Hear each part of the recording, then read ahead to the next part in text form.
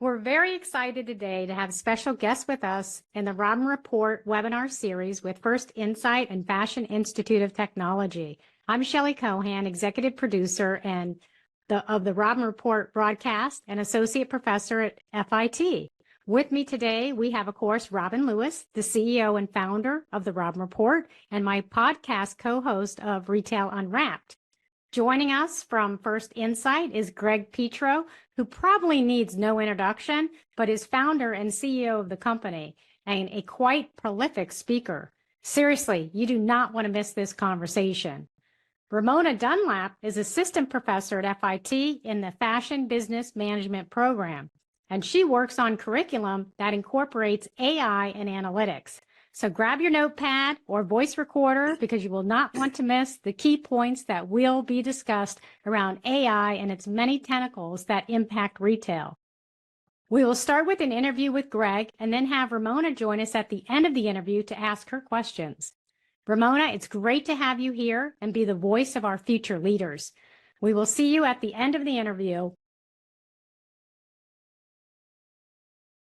Thank you both, Robin and Greg. And Robin, I'm going to turn it over to you. Greg, and welcome everyone. And Greg, once again, we're honored to have you with us today. And our topic is right in your wheelhouse, AI and how to manage it before it manages you.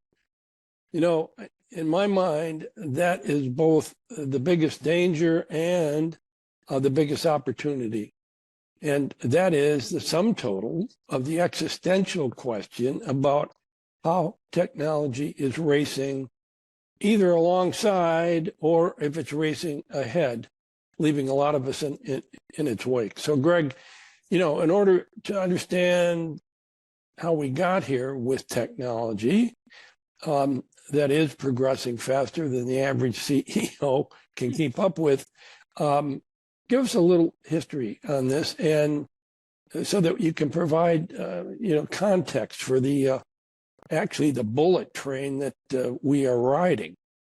Yeah, thank you, Robin, and excited to join you and Shelley and Ramona today. Well, you know, if I reflect on the industry over the last 40 years, as I come to that point in time where I started in the retail industry in 1985, and I look back and I reflect upon events that occurred that were coinciding with technological advancements during this tenure. They were many, but the frequency has increased. And not only the frequency, but the speed of the changes has increased. So there's a exponential effect occurring in the marketplace. And part of that is, if you think about it, founded on some basic premises or laws in technology and industry itself that are causing these events. But let's go back for just a minute. In 1985, for just a half a second, I remember there were still writing hand checks at cash registers, and word processing had come about, Lotus spreadsheets, right? And we were still functioning mainframe, green screens, and the green bar reports, right? Yeah. Flash forward into the 90s, and the first relatively large tsunami occurred. I call them tsunamis because, you know, if you reflect on the impact of a tsunami, it can be immense, yet very rarely seen, right, in the distance, but the speed at which it comes is quick. And one of those that occurred were these waves of going from mainframe computational modeling that was client-server technology, and then there were aspects related to Moore's Law and the cost of storing all this data. And then there's the connected model of, we were on the internet, obviously, with telephonic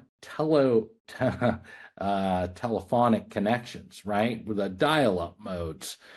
And all of that has changed dramatically over the last 40 years to a model where over 350 million devices in the US alone, smart devices are being carried around by individuals in 2020.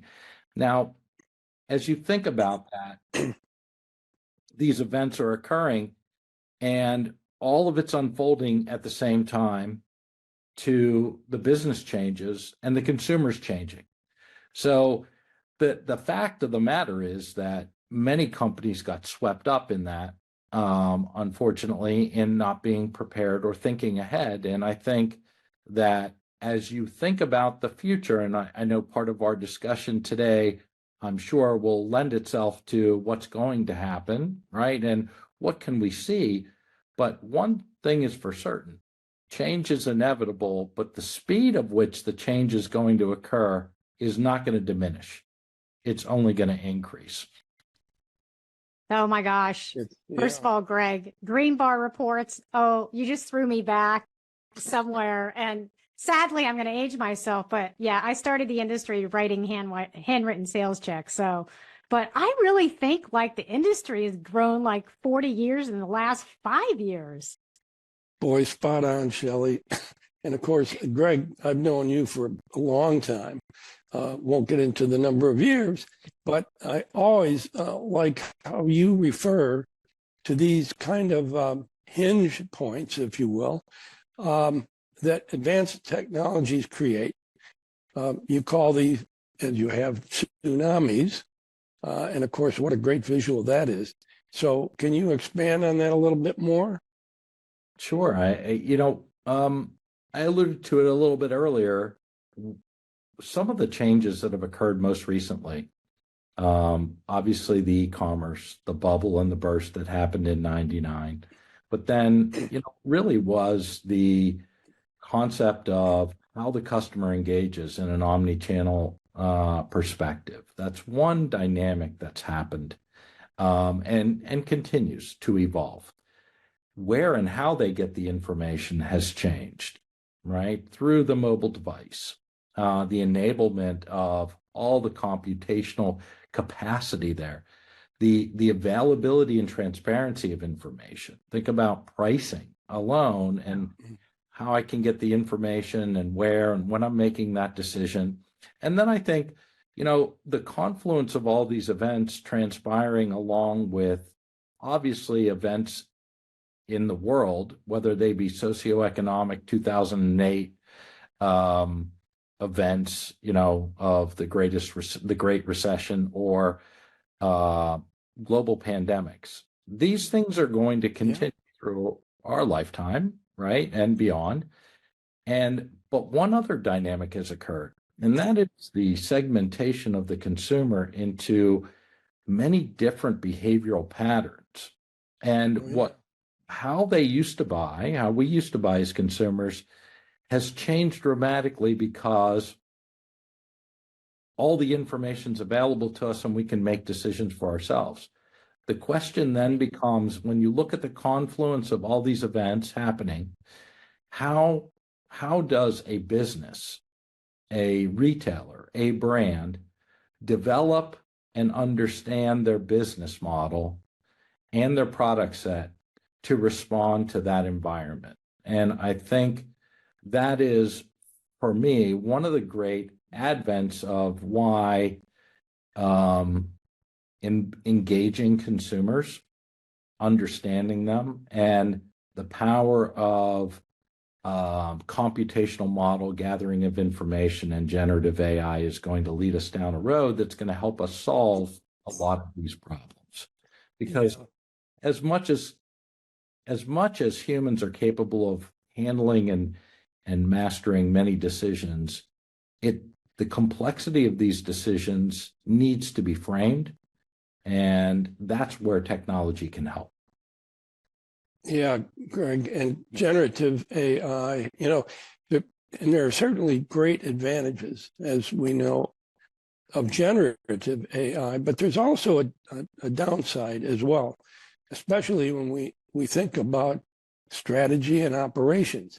So what is your view and the risks and the rewards along with that?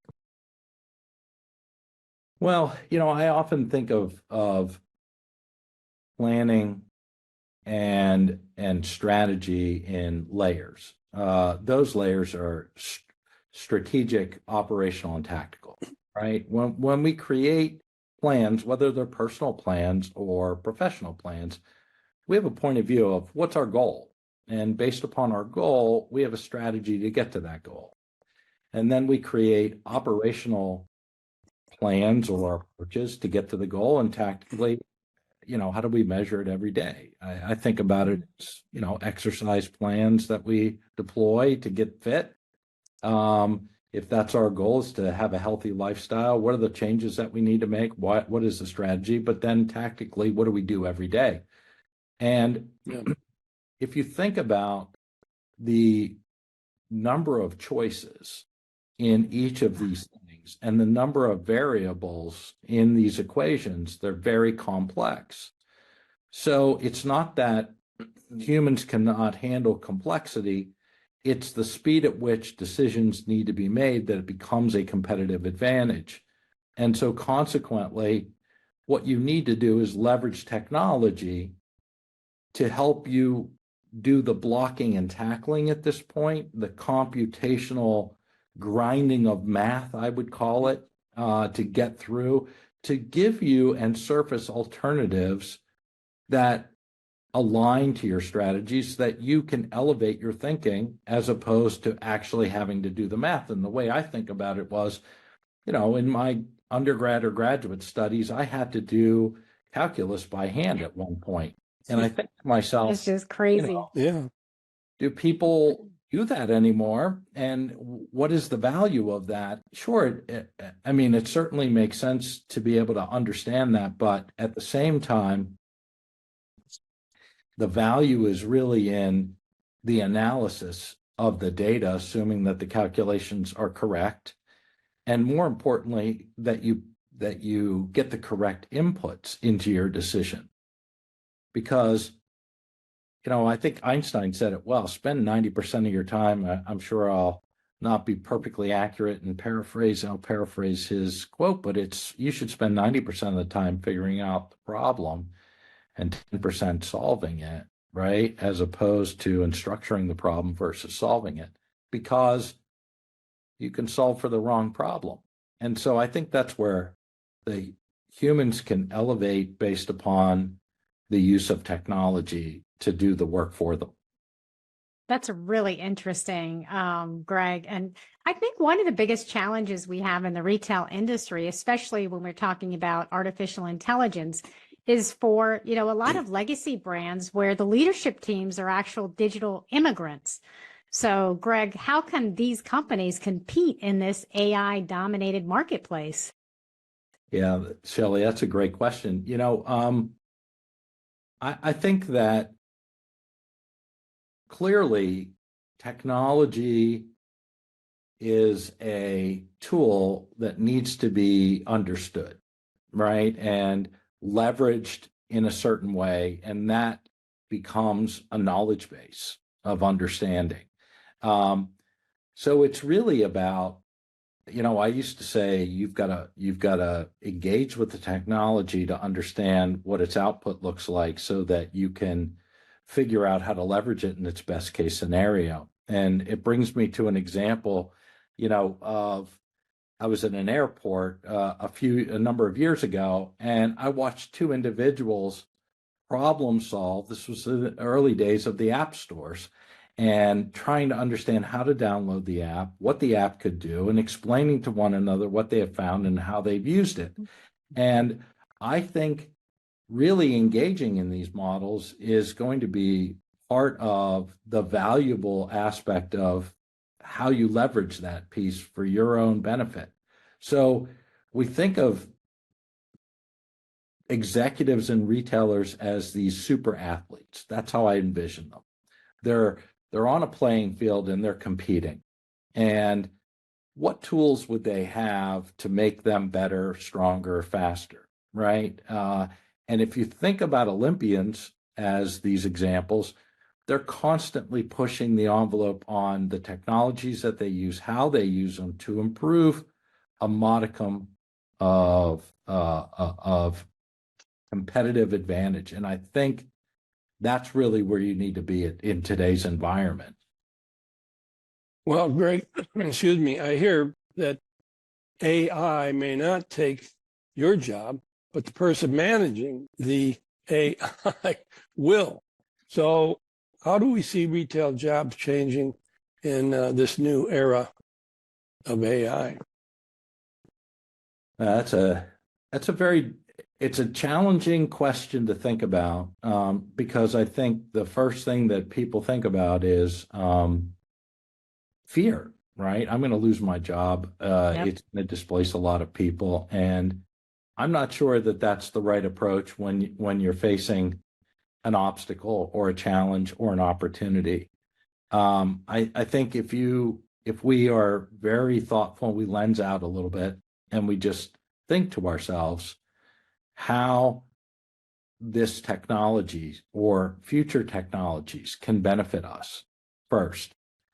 That can immediately give us an opportunity to engage and approach how to improve ourselves. So as an example, to your point, Robin, you brought up an individual who's running AI may replace the person, but I honestly think that what AI, when you think about the capacity of all technology and then specifically AI or maybe even generative AI, people have thought about use cases and they think, okay, maybe it's call center replacements and it's feedback that could be managed because it's predicated on historical data, right? I mean, all generative AI requires some level of data feeds that have historical patterns associated with them.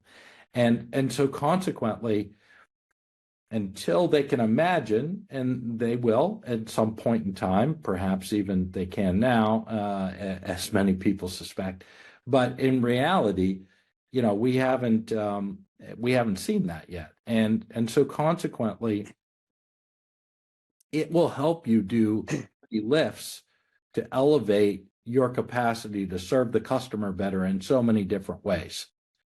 And I think that if you think about it this way, imagine that many people have said, and they've even used examples of, it can write a paper for you, or it can paint a painting of a combination of three masters, right? Like Da Vinci and, some other great masters of the world, and create a painting. But the reality is that a human, from a design perspective, has a creative ability that could be enabled through this technology by permutational modeling. Think of it as a human can only paint one painting, but the variants could be done quite quickly through the technology platform. But it was the idea of the human, right? And it was the inception of the idea and the creativeness of the human that created that piece. And I think that concept, if you think it through, it goes back to my earlier point about where to point the technology to solve, as opposed to worrying about it telling you what to do, right? And putting upon you what's going to happen, as opposed to you deciding how to manage it. And I think that's the approach that most people need to think about. That's a great approach for sure. I think the other key challenge with the number of technologies, whether it's machine learning or large language models or computer vision, is the integration and infrastructure in a business. So, and this was a key theme at the NRF show earlier this year. I know you were there. Yeah. Also, Shelley, here's a follow-up point on that. Greg, who is the right person to manage all of these technologies? They're coming fast and furious. Well, I think it's incumbent upon everyone in their role to be tech savvy, not tech dependent. Number one. I use that term inside of our own company as well. We're all in some way, shape, or form tech dependent, right? whether it be, at some of the most base levels like electricity, right? We are tech dependent, but we must, as a team of individuals trying to work together, whether it be, as a retailer or brand tech company, we need to work as a technologically savvy group of individuals that understand from our own perspective how technology could be used or can be used, right, to enable us to make better decisions. If you're a product designer, 3D CADs is a great technology, right? And an Yep. advent that has come about that can be also augmented through generative AI to help flourish the number of creative capabilities that a person has. And I think that's just one example. If you're a merchant, you have the capacity to now understand a lot of models of how a merchant decision around product sets could play out through various customers, right? In a way you've never been able to before. Or, if you're a supply chain expert and the transportation network is so complex, but how could you optimize on backhauls, right? So that they're not empty. And, and all of this, I think you could delve into in great levels of detail. But I think your point about the question is there one? Well, Yeah. I actually think in this particular case, there is one in every group, and it needs to be you. At the same time, I think that a company clearly needs to have a C-suite that is not fearful of understanding what technology could do for them today. Because if they put it to simply a single individual in the group, I worry that that might be like many things, suboptimal in its outcome. Yeah. And, Greg, you and I have talked, about how most retail leaders today really kind of lack the ability to see the future coming. It is a key skill that you have. And so maybe it's your secret sauce, but what skills does it take to understand how these trends are going to influence the business? Is it human intuition or quantitative processing, that drives the crystal ball, so to speak? What is it? Yeah, it's an interesting question. I think it's a pretty provocative question about we're going to share shortly out of our organization a report around the disconnect between executive level and team members in understanding AI and what could happen actually and where they see the usage models. And when I first saw it and read some of the results, it was pretty surprising to me how far there is a disconnect. What I would say, Robin, first of all, intellectual curiosity needs to be maintained, right? And that intellectual curiosity comes in so many forms. So, you ask the question where and how to maintain a level of understanding.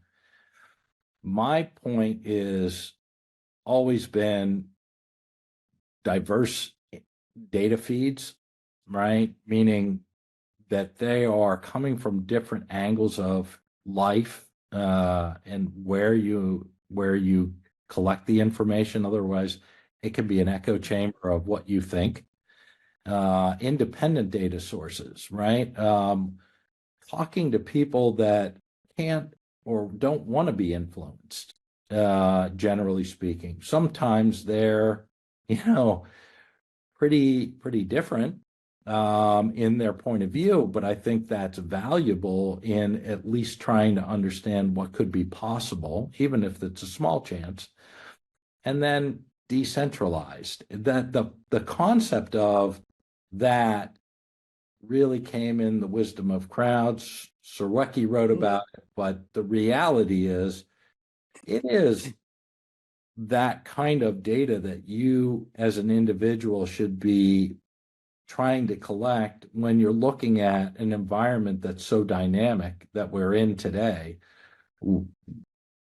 reflecting and meeting on people in the financial community, but also in day-to-day life, and trying to collect different sources around the themes that you're thinking about. So if it is around AI or generative AI, it doesn't hurt to have a large collection of conversations and then or even inputs from different sources. But if your data streams are always the same and coming from the same sources and maybe even the same people in the same room, I suspect that you're going to be somewhat challenged in looking around the corner, right? So to speak, to your point.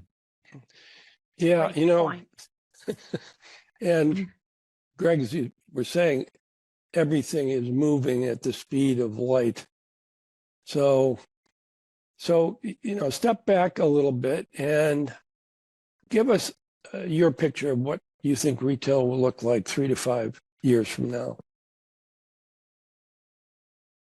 Yeah, it's a pretty interesting picture when you think about the next 3 to 5 year time frame. I was just reflecting on a piece that I'm gonna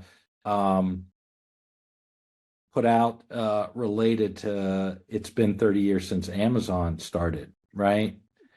I think that's their 30-year anniversary is right around the corner, if not right here. And 5 years from now, what's that going to look like? Well, it seems like e-commerce has had its normalization mode met, right? It's curious, some of the data points that we've seen around some of the younger generations, Gen Z and earlier, are wanting to engage in an in-store environment, right? And so there's some movement in multiple directions related to the channels.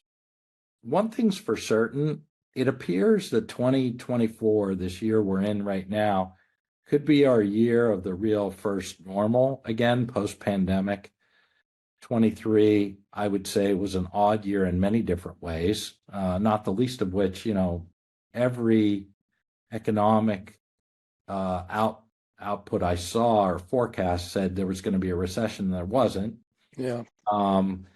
And so I think we're now in a place where we can look towards the future in a very, I don't know if there's whatever the term is, normality, but that's one piece of the equation. The second piece is that it's clear the consumers are going to change and continue at a faster rate. Fragmentation of the market on the consumer level, it is clearly there. The concepts of,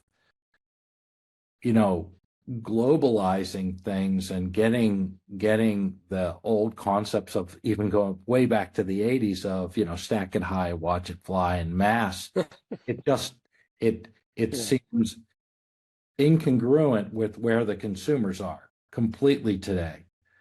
So there's that transformation that's going to happen. And then I think the next 3 years that are going to be in the post-COVID world are going to be the individuals who clearly understand their customer base and the ones that they want to attract, and do it in a way that is developing the right set of products quickly.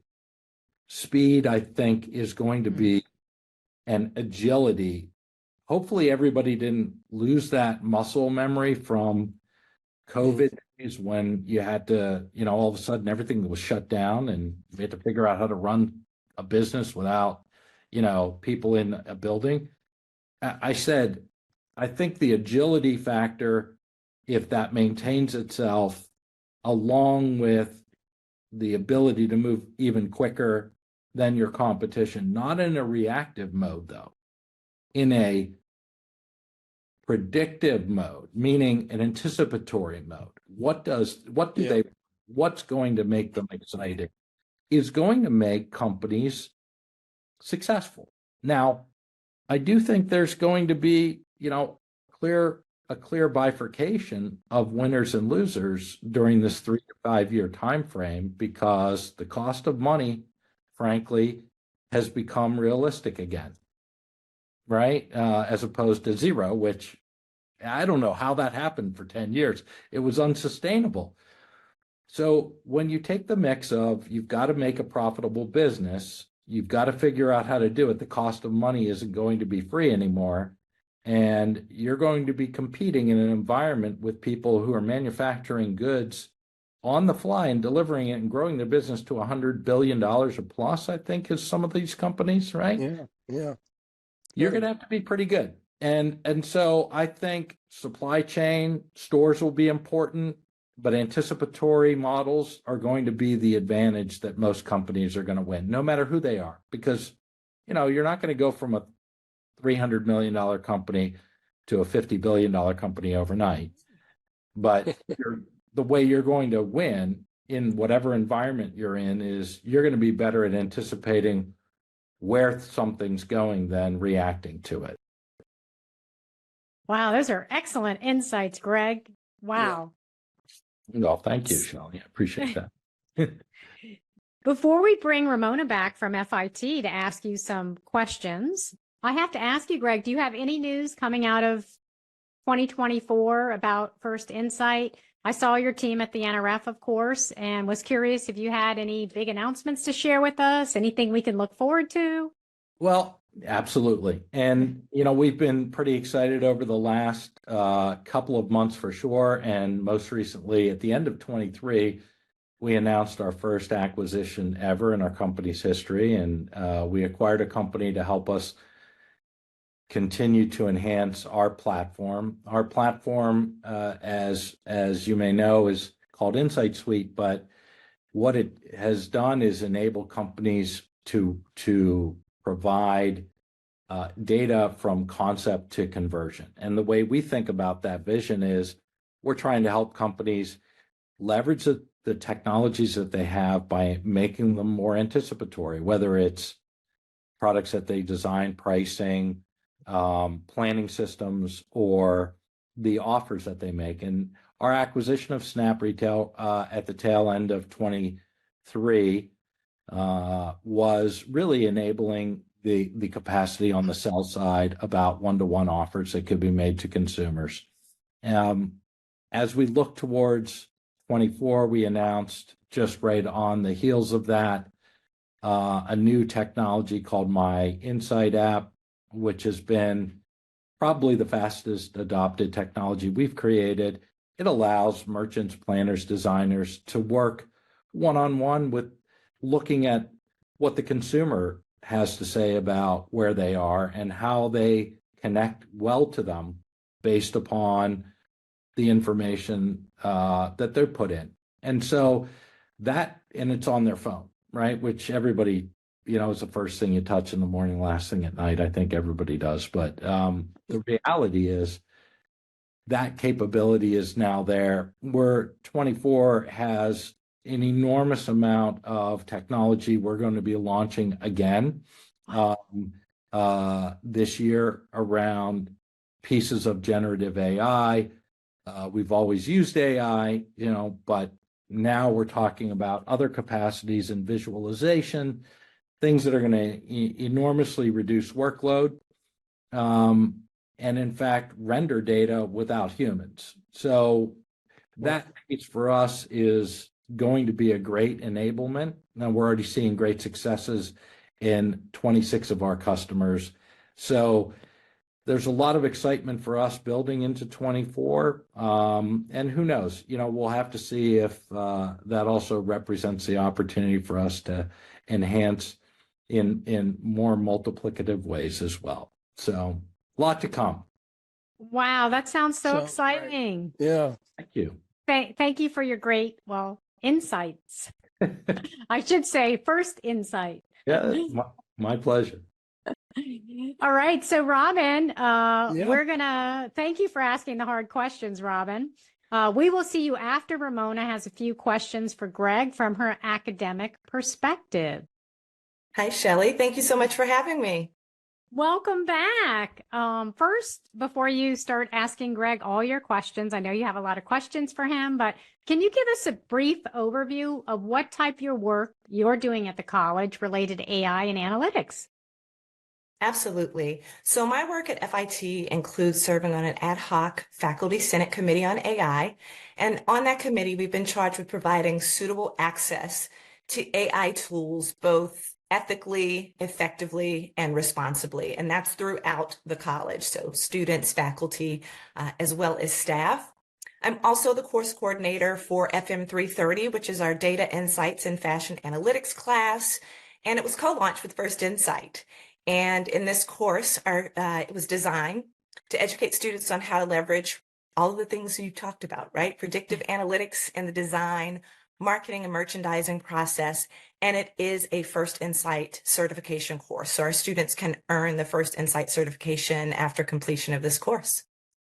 That's very exciting, Ramona. Well, I'm going to let you jump right into your questions for Greg.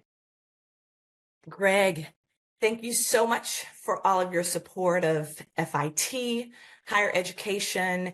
I'm really excited about the announcements you just made and some of your new technology, because it's great that our students are able to learn firsthand about relevant technology. So hopefully some of that will come over to us. My first question is really about the future generations and their concerns for fairness, well-being, and corporate social responsibilities. So can you tell us about what steps are being taken to ensure that AI technologies are used ethically and responsibly in retail? And to build on that, what measures are in place to ensure that AI-driven algorithms are fair and biased and do not discriminate against certain demographics? Yeah, thank you, Ramona, for the question, and great to see you. Well, there are many concerns when it comes to technology. You know, from my perspective, when we launched our company back in 2007, the idea and the concepts around privacy were just starting to percolate up, right?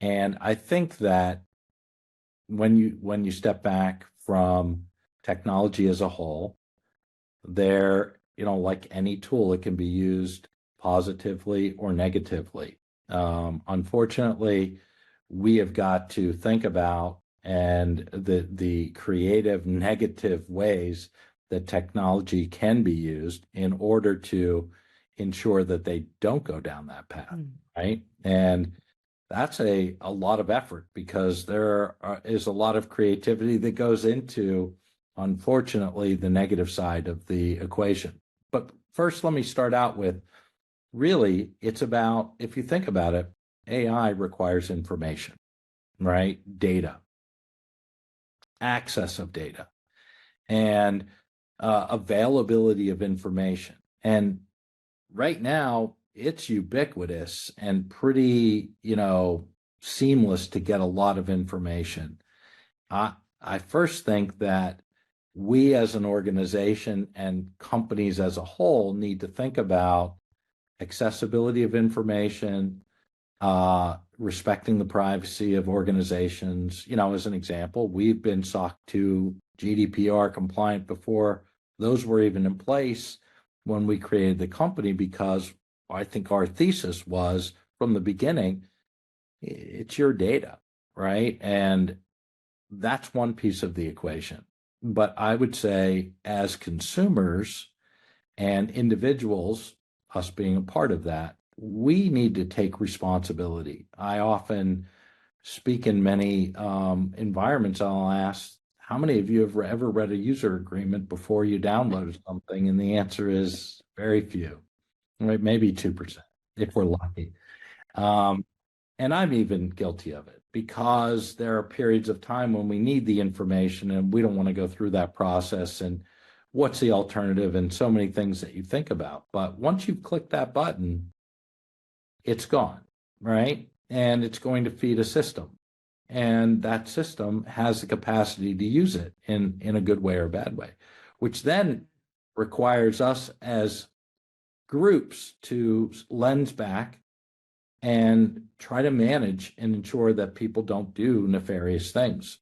So I think, self-governance is great, but at the same time, we're going to have to be very thoughtful. I think many people have said it, even some of the founders of ChatGPT and other open AI, that say we need governance, right? We need the government to lean in and put boundaries on these things, because the capacity of it to potentially be leveraged the wrong way is pretty big. And we need to do it globally because the data is available globally. And again, people need to be educated, I think, and aware. And then they need to also have a social piece of this that indicates, well, it may be okay for me to share my information, but the effects of me sharing information can harm others around me. And that implication is pretty substantive, especially in an environment where, it doesn't necessarily need your data to be able to understand what you might think.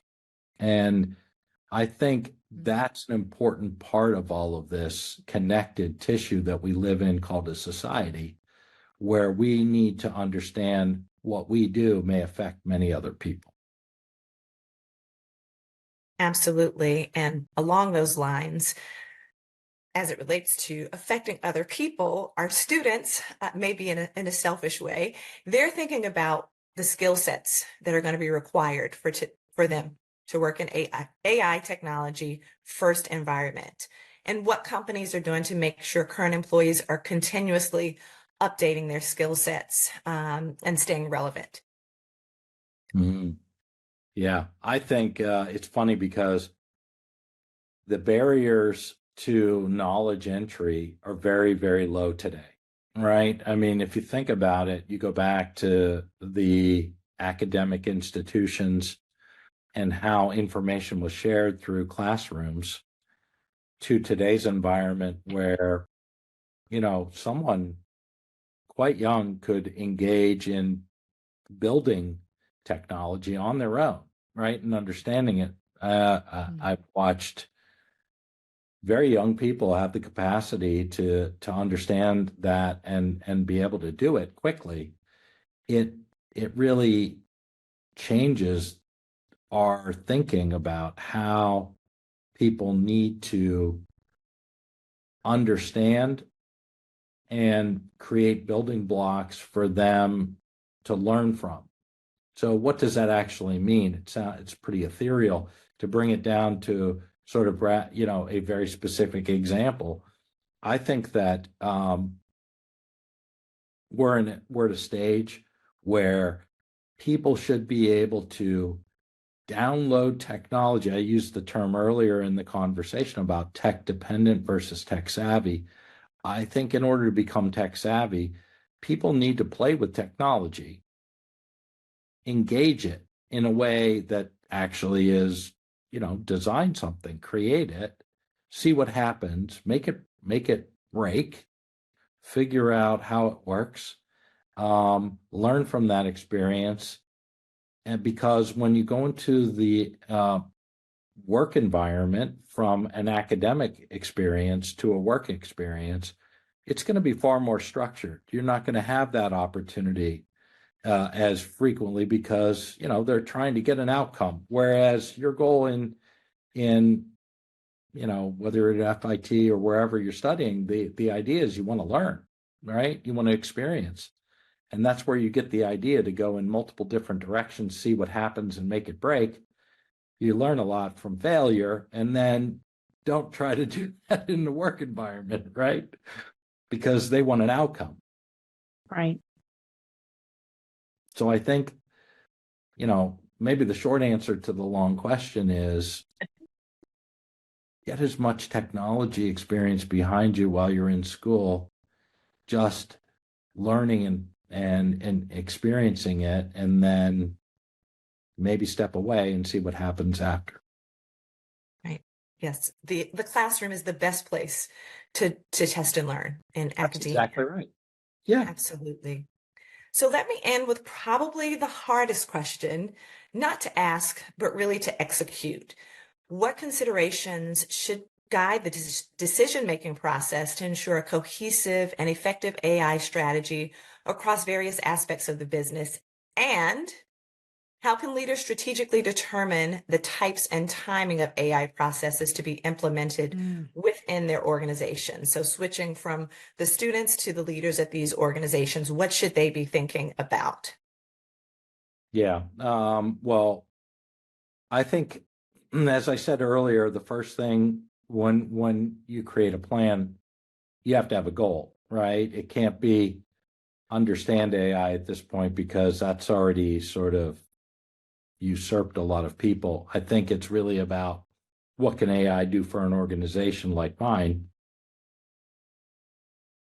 When asked the question that I think you just posed, which is how should companies start to be able to understand and react what's happening to them in AI and build a plan around it? The first thing is you've got to have a goal that includes AI in an organization, and you've got to figure out where it fits relatively directly. And I wouldn't lean in a specific area at this point as much as I would asking a whole lot of questions about why it couldn't be used in certain areas. Meaning the application of this type of technology has many different forms and will evolve relatively quickly in each of the areas. Nothing's going to be set, right? It's not going to end. There's not a completion here. There's an evolution that's going to occur over a period of time, and it's going to continue to expand over that period of time.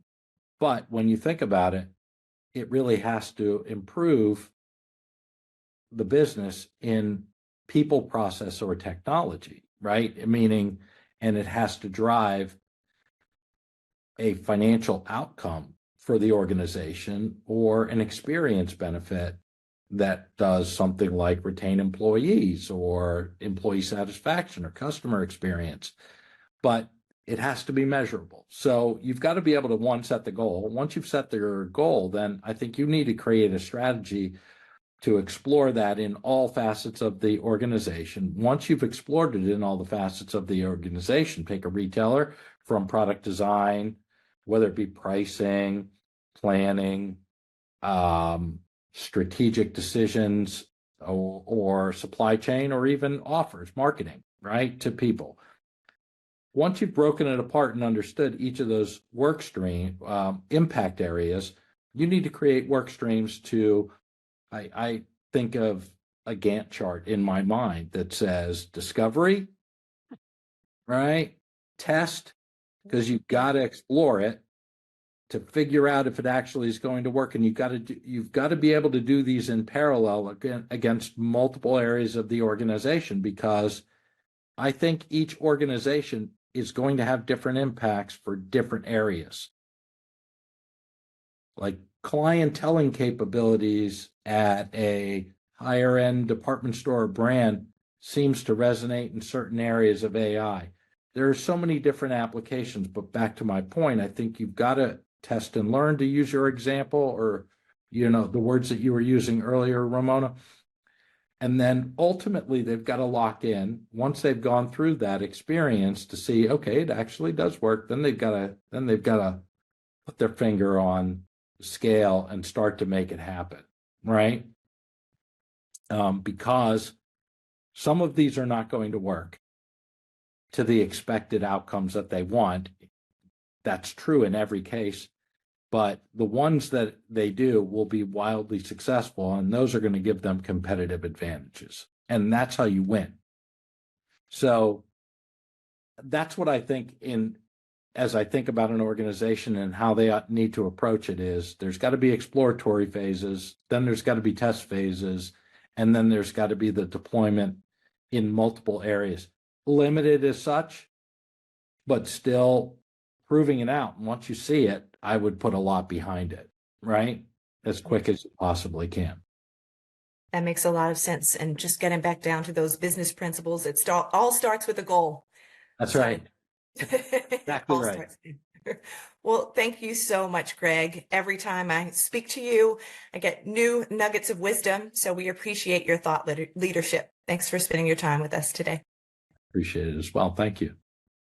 Oh my gosh, what a riveting conversation. I mean, our audience learned so much today, I have to say. What a great conversation. So, Robin, do you have any closing comments for us today? Well, I sure do. I just want to tell you once again, Greg, after all these years, we've known each other.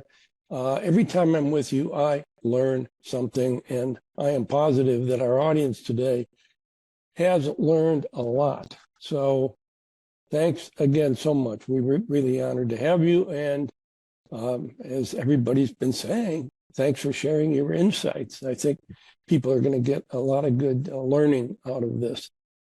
So thanks again. Also, Greg, I have to say, so one of the best things that I think you mentioned was about students learning while they're in college. And Ramona is one of the great professors that challenges her students to get to know, understand, and use technology. So it's really great. And I want to thank you. I have to thank Ramona also. I'm very sorry I didn't include you. Your questions to Greg were fascinating, as was his answer. So anyway, Thank you. back to you, Shelley. Thank you. Oh, absolutely. And it's always a pleasure, Greg, spending time with you, as Robin and Ramona both already said. But yes, I'm your third biggest fan here. For our audience who's listening and watching, you can catch more of First Insight at their website, which is www.firstinsight.com. Also, make sure you're reading Greg's blog. He does a fabulous blog, always up to date on what's happening in the industry. And you can find this broadcast also on the RomReport.com while you check out our fantastic new website. So thank all of you for being here. And it was great. Thank you for having me. Have a great day.